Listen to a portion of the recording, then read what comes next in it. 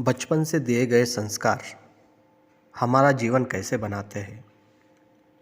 जब माँ और पिताजी हमको छोटी छोटी बातों में टोकते हैं तब हमको बुरा लगता है, पर वहाँ से जो संस्कार हमारे अंदर भरे जाते हैं वही संस्कार हमारा जीवन बनाते हैं। तो आज मैं आपको ऐसी ही छोटी सी कहानी सुनाता हूँ। मेरा पहला इंटरव्यू था। मैं जल्दी से तैयार होकर नियत समय पर पहुंच गया। बाहर का गेट खुला ही पड़ा था।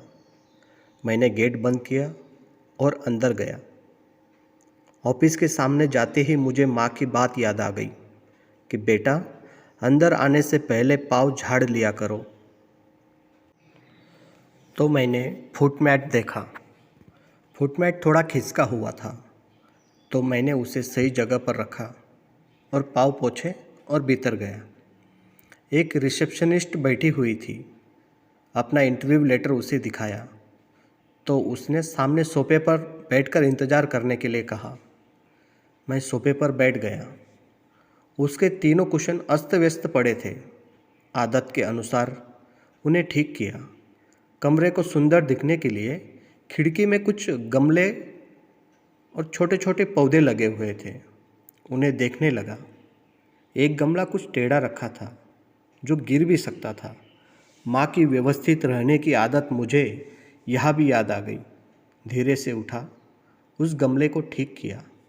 तभी रिसेप्शनिस्ट ने सीढ़ियों से ऊपर जाने का इशारा किया और कहा, 3 नंबर कमरे में आपका इंटरव्यू है। मैं सीढ़ियाँ चढ़ने लगा। देखा, दिन में भी 2 लाइट जल रही है। ऊपर चढ़कर मैंने दोनों लाइट बंद कर दिया और 3 नंबर कमरे में गया। वहाँ 2 लोग बैठे थे।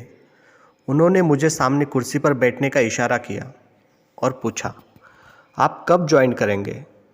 मुझे बड़ा आश्चर्य हुआ। जी, मैंने कुछ समझा नहीं। इंटरव्यू तो आपने लिया ही नहीं, इसमें समझने की क्या बात है? हम पूछ रहे हैं आप कब ज्वाइन करेंगे।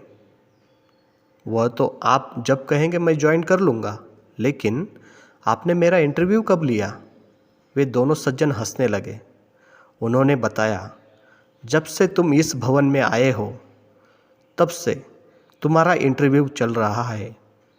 यदि तुम दरवाज़ा बंद नहीं करते तो तुम्हारे 20 नंबर कम हो जाते। यदि तुम फुटमैट ठीक नहीं करते और बिना पाँव पोछे आ जाते तो फिर 20 नंबर कम हो जाते। इसी तरह जब तुमने सोफे पर बैठकर उस पर रखे कुशन व्यवस्थित किया, उसके भी 20 नंबर थे। और गमले को जो तुमने ठीक किया वह भी तुम्हारे इंटरव्यू का हिस्सा था।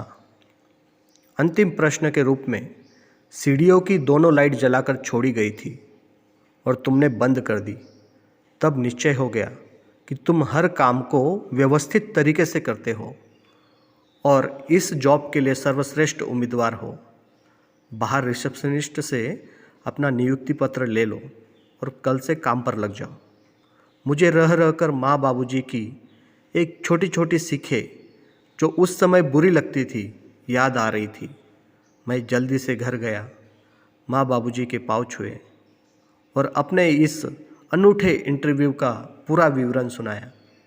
इसलिए कहते हैं कि व्यक्ति की पहली पाठशाला घर और प्रथम गुरु माता पिता ही है।